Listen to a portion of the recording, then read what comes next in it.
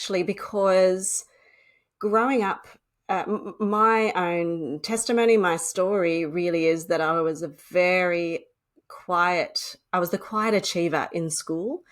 I actually lacked a lot of confidence and self-esteem. So I was pretty much just working pretty diligently, but, behind the scenes.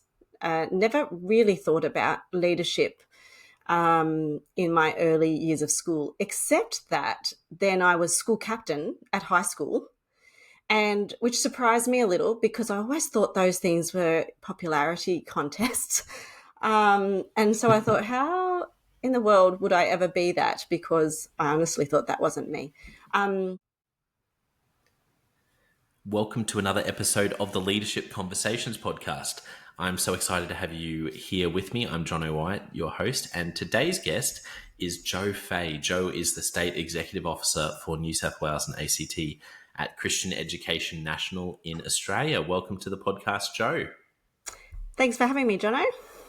Yeah, it's been lovely chatting with you before we started recording, and I had to watch the clock because we were just having so much fun chatting, and I thought, I'd better make sure we spend our time actually recording the podcast. So I'm really looking forward to hearing some of your story. To kick it off, as I mentioned your role as State Executive Officer, but just tell us a little bit about you and your role and what you do. So for the last 18 months now, I have been employed as a State Executive Officer, as you said, for our New South Wales ACT schools within Christian Education National.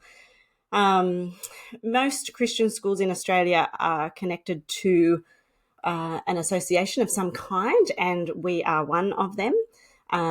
Nationally, we have around 60 to 70 schools. And in New South Wales ACT, we have 22 schools who are members. And so my job is really to be a support to those schools, particularly to the boards, board chairs, and to the principals. But also that extends to being a support for the teachers who are, I guess, on the front line, teaching and learning support, providing training, providing advice, providing, networking opportunities, facilitating them for those teachers to connect with one another. Our schools are quite geographically spread across New South Wales, and so it's very easy to feel like you are isolated or you're doing this on your own. And so one thing I really like to do actually is to help people connect to each other and to support one another in that way. So they're the things that really fill a lot of my time. I've kind of become a little bit of an event manager in this role too, which I actually love. I love being able to put together conferences and networking days or training days. I love to be able to think about what the needs are and try to fulfill them. So, it's a really joyful job. Yeah, amazing. And for our international listeners who sometimes don't understand the geography of Australia, tell us, when you said they're spread out, I'm interested, how far in terms of kilometer, I guess maybe driving hours or flying hours are some of the schools from each other that you're serving? Yeah, so we have a group of schools, or quite a number of schools, that sort of sit in the Metro Sydney area. So I'm in the Illawarra, and we have a few schools down here in the Illawarra. But so from here to Sydney, to those schools would be 2.5 hours. And then once I head out west, I'm going 5 to 6 hours west of the state to get to some schools out there. Shout out to Orange, Dubbo, Wellington, Wagga. So, and then we can have some schools right up in the north, Tamworth. That's, 8 hours up to Ballina, right up on the border up there. So those ones are usually a flight. Just for time efficiency. But yeah, quite spread out. And so when I say that too, out at Dubbo or Wellington, there's one, there are many schools, but the schools that belong to CEN, there's one of them. And so for them, the next school could be 3 or 4 hours down the road. So helping them connect is really important. Yeah, absolutely. And as I was sharing with you before we started, I have a fondness for Dubbo because Yeah. my wife's family, when they first came over from Greece, were in Geary and then moved to Wellington and then Dubbo. So that's my connection there. So let's jump into your story a little bit, Joe. The first thing I always love to ask people about is if you look back at your childhood and when you were little, I guess also when you were, say, a teenager, as you think back, are there any moments that come to mind of when you first, I guess, thought, oh, wow, maybe there is something in me where I could be a leader? Yeah, that's a really funny thing to think back on, actually, because growing up, my own testimony, my story really is that I was a very I was the quiet achiever in school. I actually lacked a lot of confidence and self esteem. So I was pretty much just working pretty diligently, but behind the scenes. Never really thought about leadership in my early years of school, except that then I was school captain at high school, and which surprised me a little because I always thought those things were popularity contests. And so I thought, how in the world would I ever be that? Because I honestly thought that wasn't me.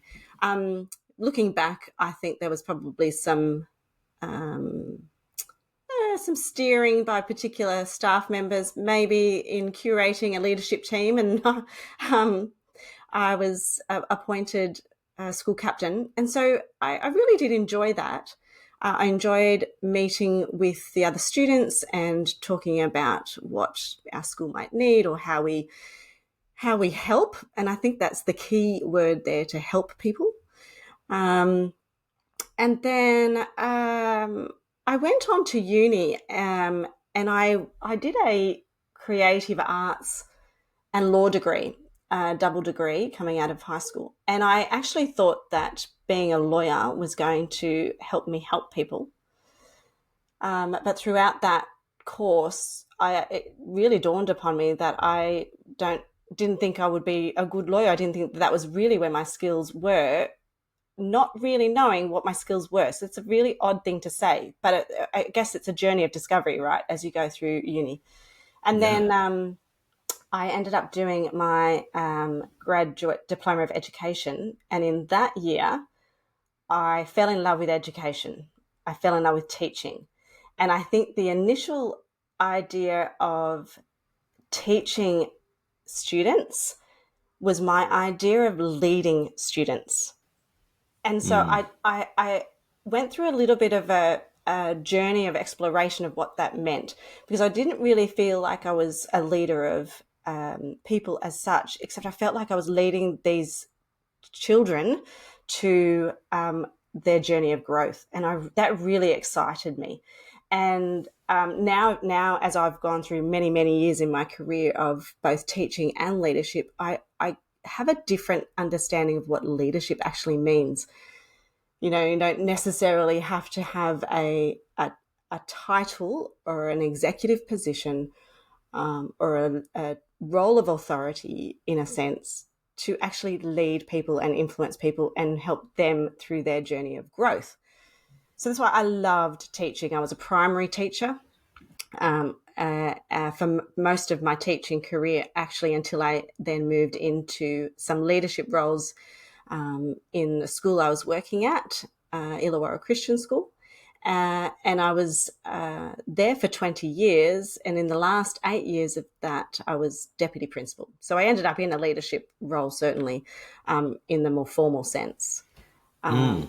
And in that role, I definitely found myself leading people, but I saw myself as helping them do their thing in their classroom. And that's what I loved about leading people. I wanted to be able to help and equip and support and enable my colleagues or my staff to do their job really well. And I Yeah. remember watching people throughout that time, my leaders, and I was thinking, I want to do that job. I want to one day I want to be able to be in a position to help people share my ideas, hear their ideas, help them to enact them. Yeah, so it's just been a real journey of what I understood about leadership and then how that actually unfolded. Yeah, I love your approach and how it you really found your sweet spot in education. I was chatting with a head of school in the United Arab Emirates recently, and we were talking about, I guess, styles of leadership, and he used this phrase, and I don't think he came up with it, so I can't give it. Unfortunately, I can't reference where it originally came from, but it stuck with me because he just talked about being a guide from the side. Yes. That leaders, one of the key learnings is actually that a great leadership is more often to be a guide from the side rather than the sage on the stage. And I Yes. thought, and I think that's what I love about your story is I hear that you obviously found something you loved in education in the classroom where you were getting alongside those students and actually I'm a big believer in getting in the trenches with your people. Like we need to know that our leaders are willing to get their hands dirty. They're willing to take on the least jobs, to get in the trenches with us, that they'll have our backs. And so I think from that perspective, I hear your story, and it's that part of it. I'm not surprised that you've ended up in leadership because I think those traits we often underestimate, and they're crucial leadership traits. Once you win that trust with your people, if you're willing to get alongside them and to get in the trenches with them and serve them, that is such gold as a leader to have, to have that credibility and earn that trust. Yeah, I really like that guide on the side, and that is certainly how I like to view leadership. I don't. I mean, obviously, we don't always get it right, and make mistakes, and the mistakes help us in our journey and are good for us.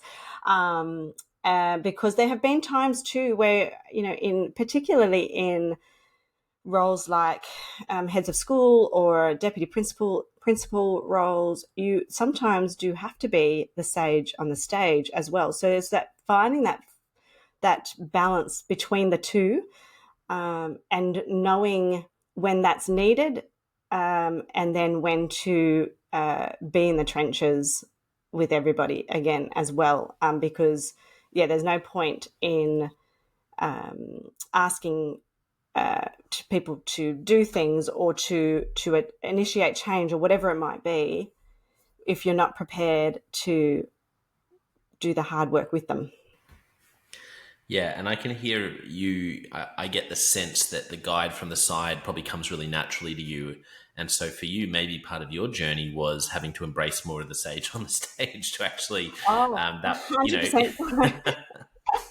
Yes, because if you recall, like my story about myself being just so lacking self confidence and self esteem in the early years, as I said, it's just part of my own personal story, and really over the years having to do the self talk, I suppose, the positive. You can do this. You are skilled in this. You can take some risks. It's going to be okay. That's actually really important parts of leadership, because I think we can all fall into that imposter syndrome at times and feel like, why am I here? I remember saying to my husband many years ago, before being a deputy, I used to say to him, I could never do that job.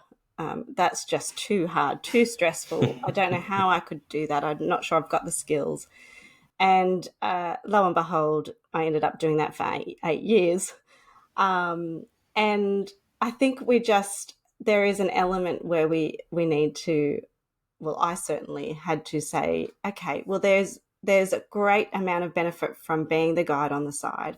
But at some point, Jo, you're going to have to muster up the courage to do some of these things that lead people physically, or even spiritually, in our devotions and in our assemblies and in our parent-teacher evenings. And I just, had to step out there in faith and just do it.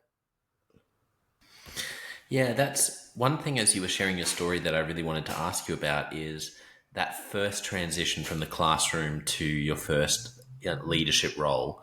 What did you find most surprising? And as well, was there anything that you found, oh, wow, actually, this kind of comes really easily to me, or there's part of it that you found natural for you? Yes, my first real leadership role in my career was as an infants coordinator. And it was just after I had returned from maternity leave after having my second daughter. And I was already working part time, and this position became available. And I had thought to myself, I could wait until the time feels more right, but I'm not sure really how long that could be. And I'm feeling like I need to do this. And once I was successful and I was able to do the coordinating of the infants department, and I was meeting with the infants staff regularly. We were working through our curriculum. We were looking at pastoral care issues, all of those things that go with that role. And what came easily to me was the getting alongside people. I actually found those meetings to be quite a joy because I was building really great staff relationships. We were becoming cohesive as a team. We were collaborating over all of these events that had to happen in the infants part of the school. Um, it was not surprising to me in that sense because I thought, this is exactly what I like about leadership, being able to be in amongst it and seeing people get excited about their work as well. And so that was a really exciting time, I think, for my leadership. And probably if I was now thinking deeply about that, I think that's where it really fueled my sense of, I think this is going beyond classroom work for me. It's going into how do I help other classrooms thrive, not just my own, if that makes sense. Yeah, and I think there's a real courage to what you did there because it certainly doesn't sound like you felt 100% ready. Yep, I'm going to do this and I'm going to smash it out of the park. There was a bit of a sense of, oh, I could wait, and you went, no, actually, I'm going to give this a go.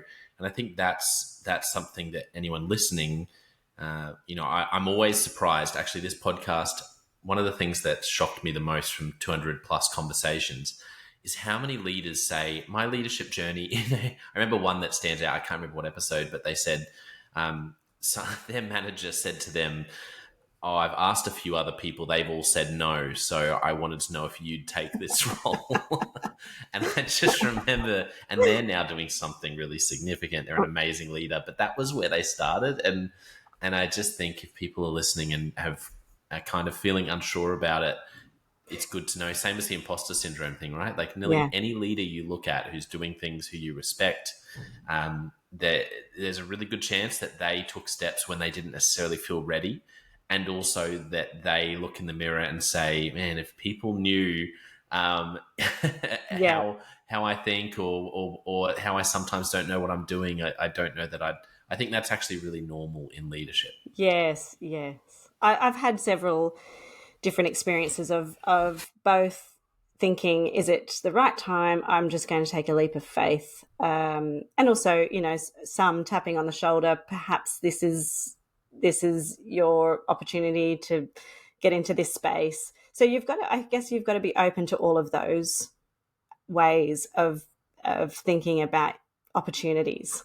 And it's not always going to feel like the right time. It's like when I studied my Masters of Education in leadership, probably about almost 10 years ago now. I was just starting in the deputy role, and I remember someone saying to me, Jo, really, no time is a good time. There will always be a reason to say no, because the kids are young, or working late hours, or whatever it might be. And then you never really take any risk in doing something that could be very exciting.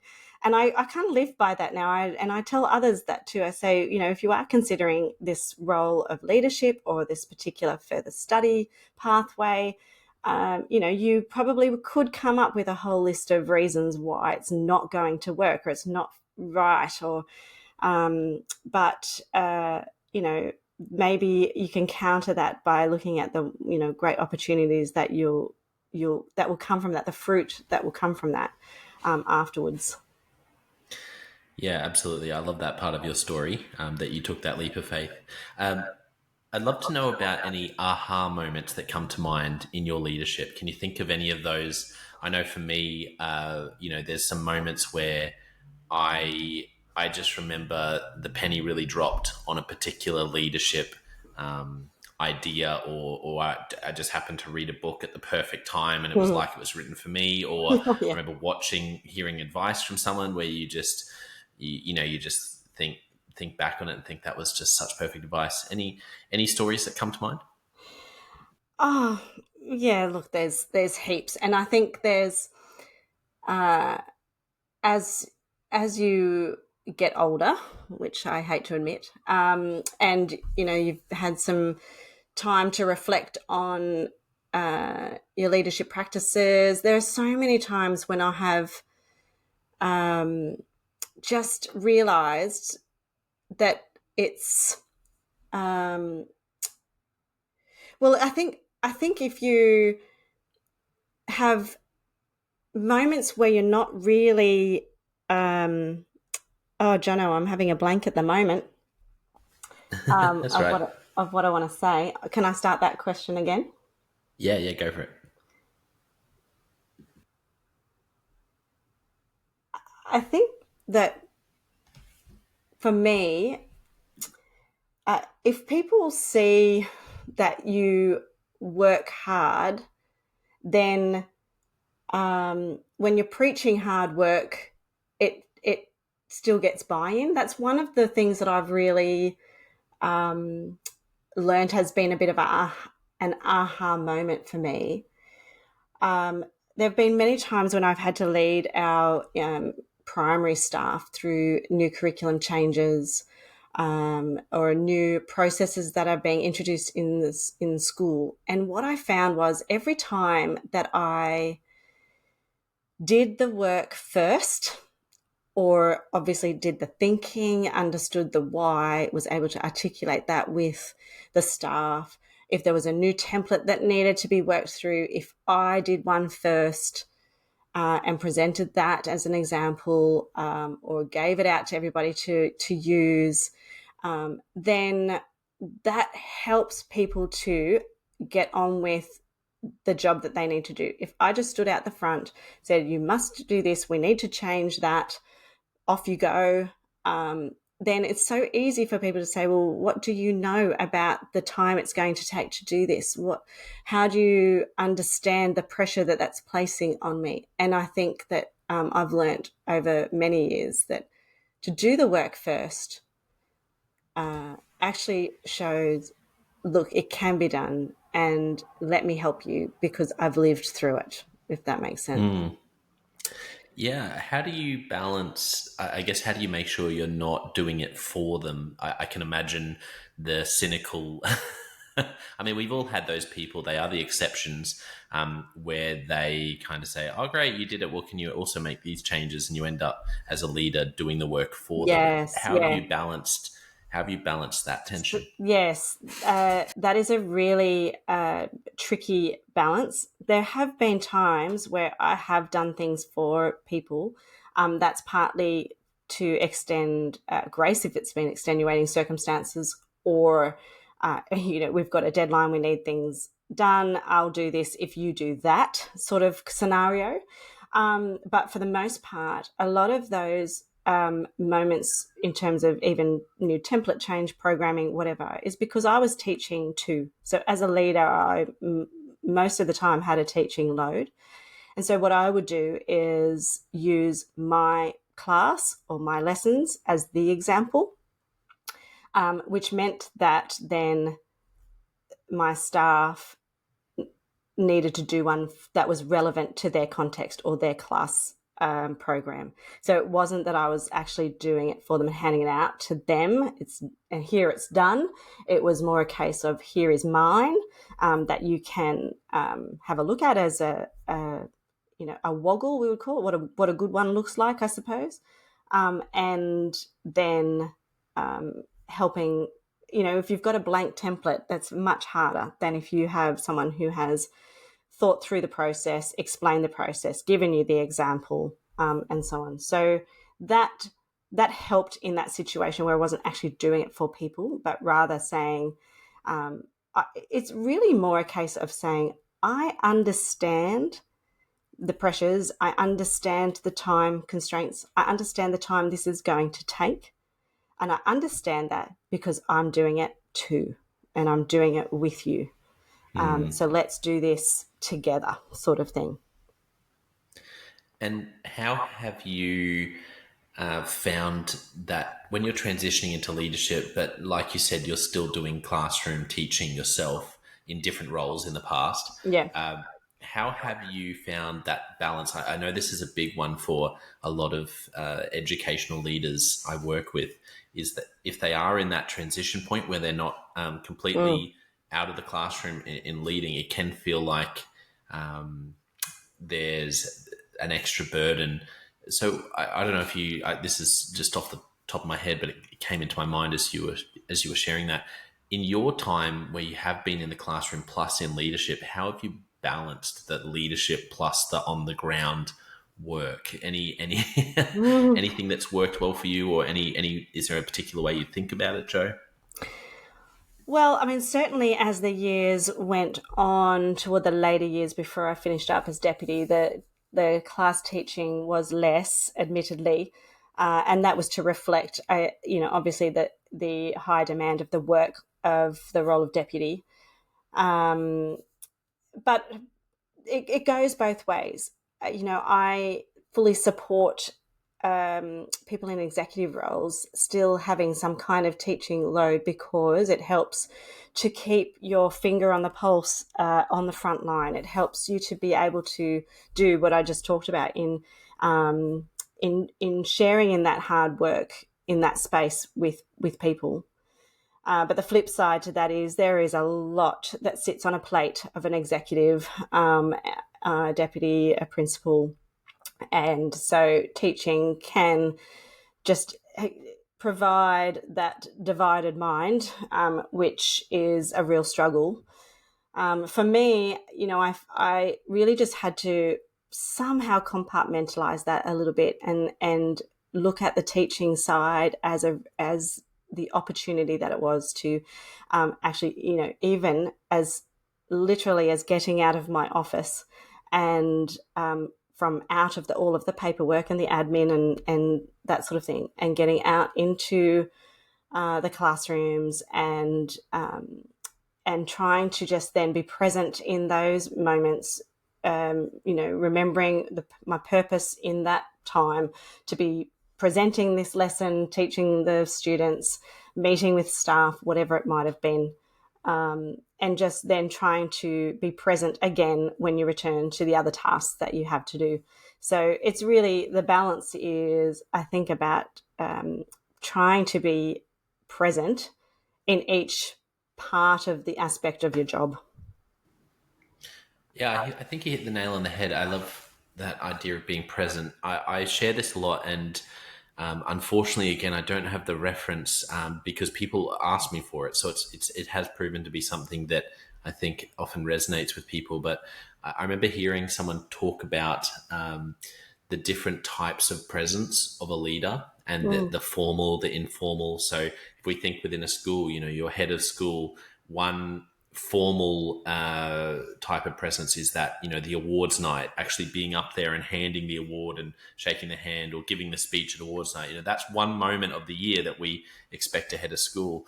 But I think what we're talking about here is a really important topic for educational leaders. And I think once again, in my mind, there's a real scale for people, because I think there'd be some leaders, whether they're heads of schools, whether they're on the leadership team, who need to. I think they would really benefit from being in the classroom again.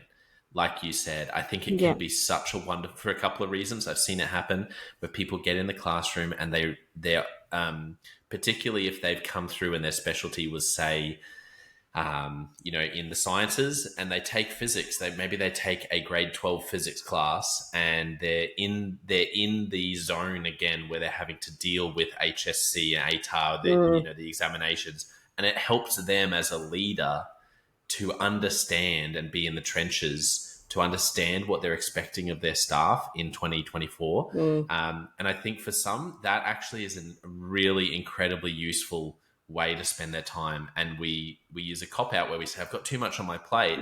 And sometimes I think the answer is, well, you need to take other things off, because if you can go and do that, being in the room, not only will it win you credibility with so many of your staff, but it can also reignite a lot of the passion you have for the young people who you are ultimately serving. So I think for some leaders, getting back in the classroom is so important. And then there are others that I've seen as well where they're probably too much in the classroom in their role and they can't let it go. And Yeah. actually for them, they're in a context where they need to let go of a class, or sometimes even step out of the classroom because of their context, where that's going to be key. So I think it does go both ways. But I think what you've shared is that it is, there are definitely circumstances where, as a leader, even as the head of school, I think it can be incredibly beneficial to be in a classroom setting at some point. And off the top of my head, in terms of those different types of presence, I think, maybe it's that transition point. So whether it's your grade 12s, but maybe it's in grade 7, or even spending some time with some of your younger students and choosing to be present with, in a particular moment that you might not normally give your time, but you know that if I invest my time there, I get a clearer sense of what my staff are going through. Plus, that might be a good setting for me to invest my time to remember, because maybe I'm an executive leader and I've been out of the classroom for a while. Get back in there and remember what it's actually all about, because Yeah. most of So our work important. can end up being building projects and and Oh, strategic planning and absolutely. boards, but it's all for the point of those young people, whether they're 5 or whether they're 17. Look, we in our current culture of teacher shortage, many of our school principals are finding themselves going back on class just to cover the gaps. And, all of them would say they love it, even though it creates extra pressures elsewhere and it's not ideal. But you can see how much they do love being back in the classroom and helping in that way. So it's about just, finding that right balance. Absolutely. Well, we could keep talking and I could ask you about 20 different questions, but let's jump into Leadership Express questions, because they're not always that express, because they're such fun questions. So I want to give them a few minutes. The first one, Jo, is just off the top of your head. What is a book that you've gifted the most to others? Is there a book that you tend to, when you're getting to know someone, particularly around school leadership, where you're like, oh, you have to read this? Yes, there's one book that I love called The Leadership Challenge, and it's by Cousins and Posner. I think that's how you say their name. And I came across that book when I was studying my master's. Gosh, it is such a great book. It just breaks down some key ideas and skills for leaders, clarifying your own vision, knowing what your vision is for your work and your leadership, modeling that to your staff, building relationships. It's a really good, easy read, but it's also one that is actually possibly an answer to the aha moment.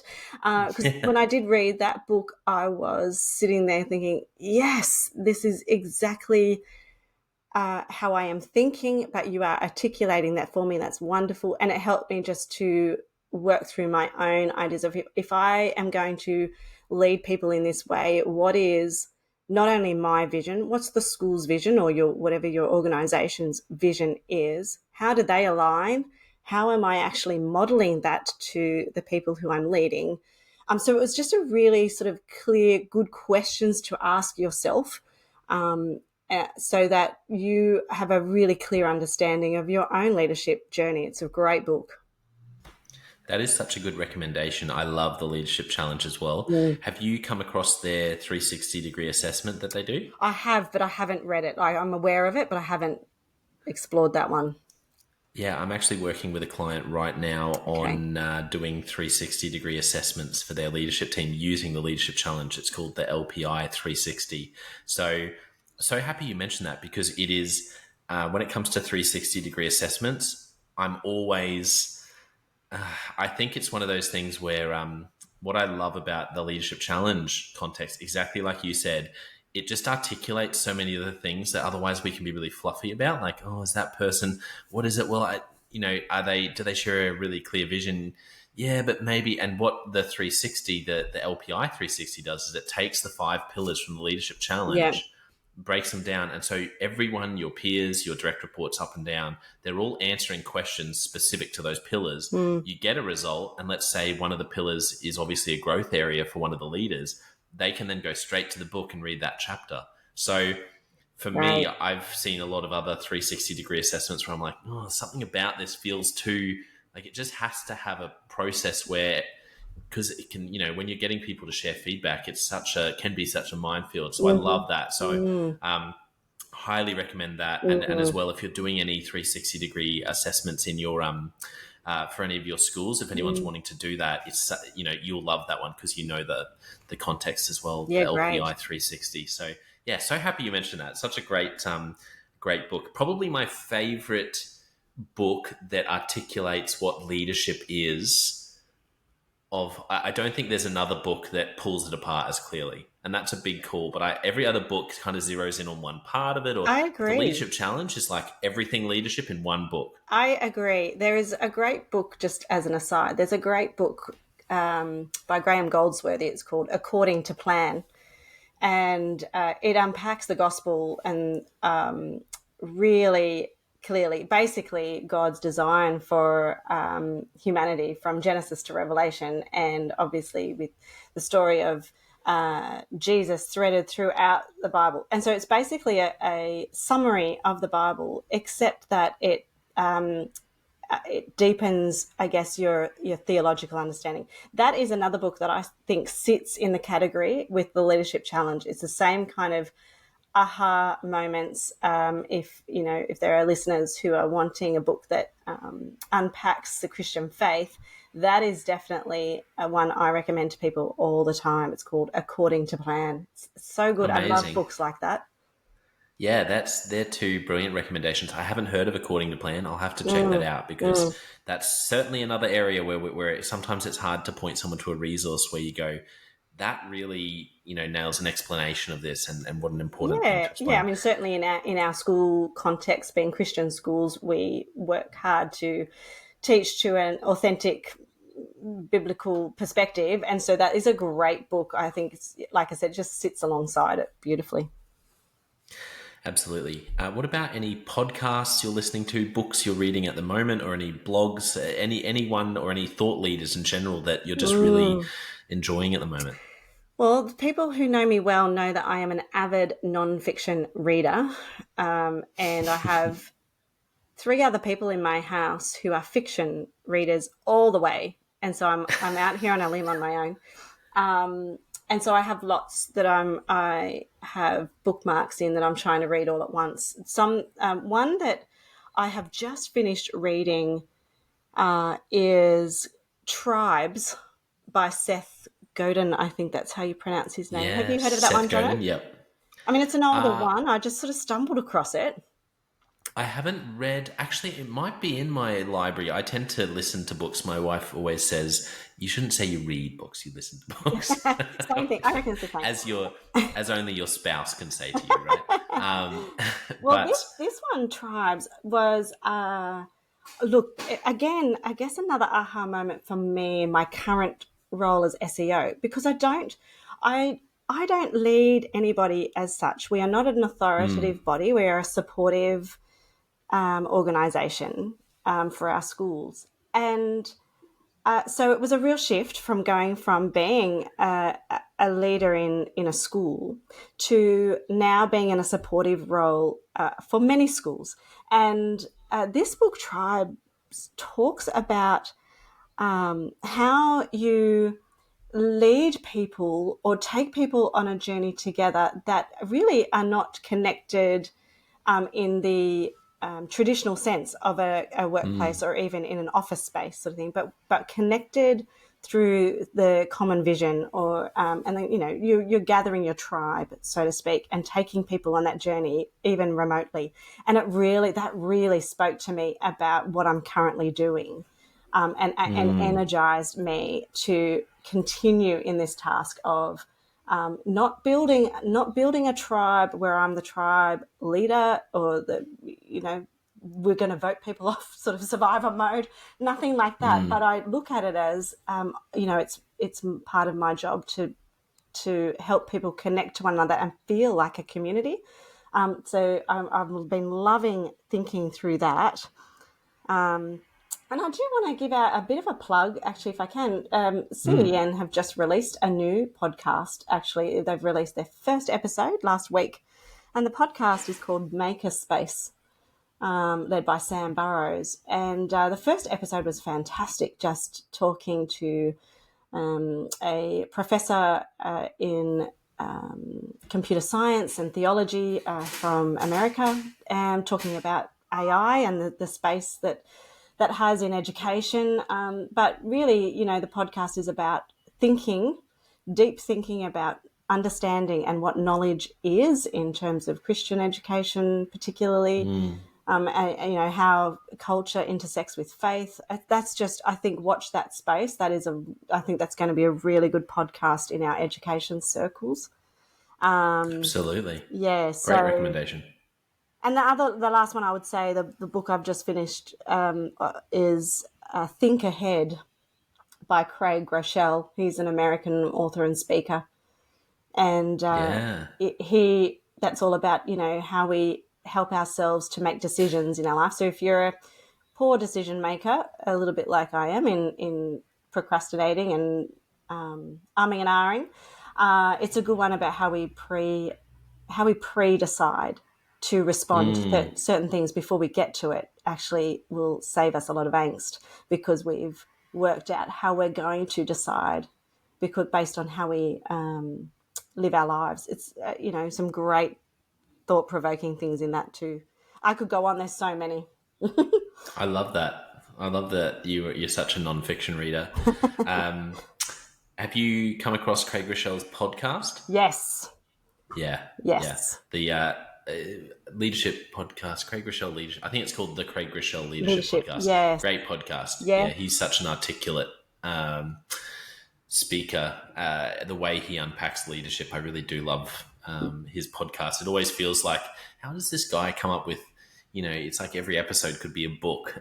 He just has these points where it's really brilliant. So that's another one I'd recommend. Yeah. On the tribes, I have to actually, you made me really want to get in there and read it, because I think what I've done is I've listened or seen a summary of it before. I really love Seth Godin. He wrote a book called Purple Cow, which is about marketing and about how all of us, if we're trying to market the different things we do, it's like if you're driving along the road and if you saw a cow for the first time ever in your life, like a child does, you'd think, wow.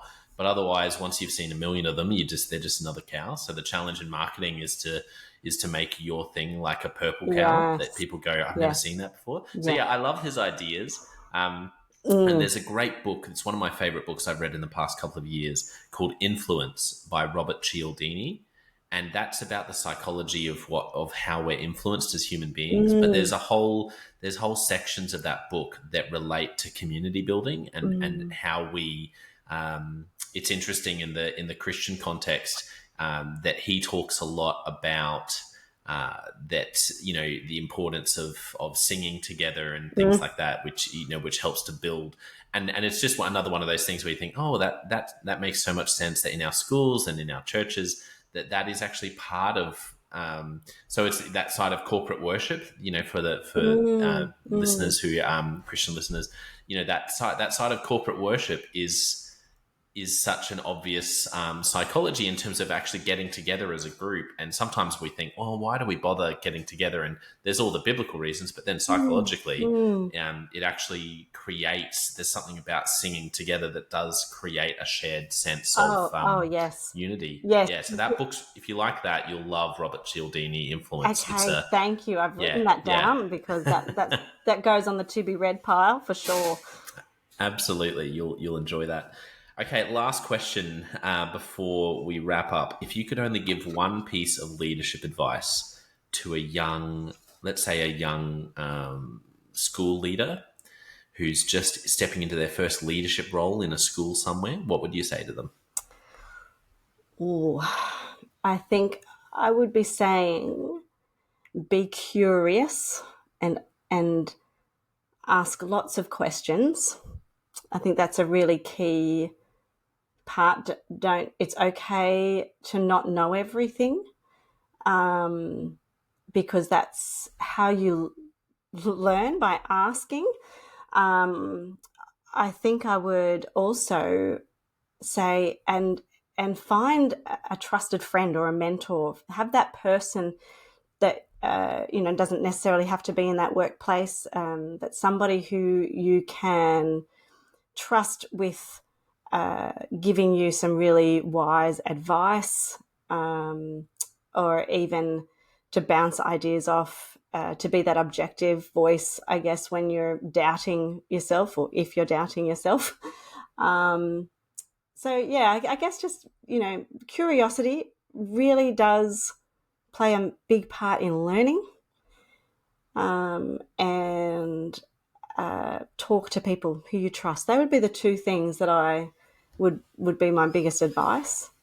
But just from my own experience as well, to just kind of jump in and see what happens. I know that's a little bit risky, but just do it, because you do learn. I think if we wait till we're 100% ready for things, we'll be waiting all our lives. I don't think we're ever fully ready for roles or tasks until we give them a go, and that's when we learn to be ready for the next challenge.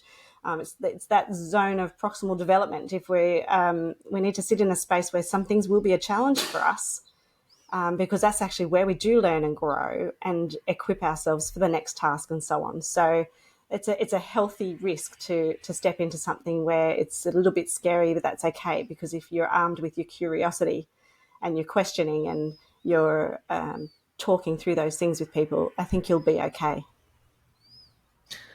That's amazing advice. I think those ideas of being curious, having some really trusted people around you that you seek out, and then not being afraid to step out even if you're not sure, and realizing that, particularly in schools, I'd say we ask students to do this all the time, and as adults, it's easy to find our comfortable zones. But how do we push ourselves when something is I'm not sure if I'm ready? Well, give it a go, step out, Yeah, and give it a yeah, go. I love that. yeah. If people would like to get in touch with you, where can people find you online, Jo, and CEN?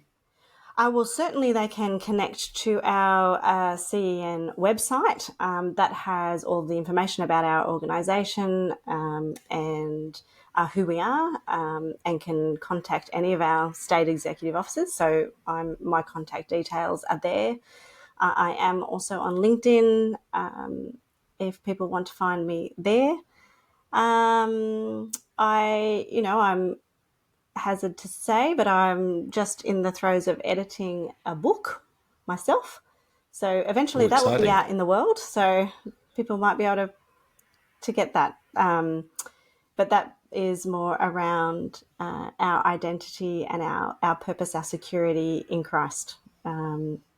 Not so much Awesome. leadership, but I'm out there. Well, you put it out there now on a I podcast, know, Jo. So right? you That's where the risk comes in, and the just do it, Jo. Just do it.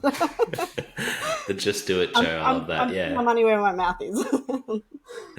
No, it's good. It's a good tactic as well. If you're trying to, like you were saying about Craig Rochelle, if you're trying to help yourself make, push yourself to get something out there, then publicly mentioning it is, Well, I it's love funny that because because it's like, well, now I'd better get it out there. I've been sitting on it for probably about 5 years writing it, and it was only recently that I just sort of put it out on my personal socials, just saying this is what I've done. I've written a book. I'm in the process of editing. Just watch this space, sort of thing. And that was the biggest step to do, really, because once you've put it out there, I mean, it's a great accountability process because I really need to see it to fruition now, because you could just probably sit on it forever and, like I've been saying, not have the courage to step out and do something.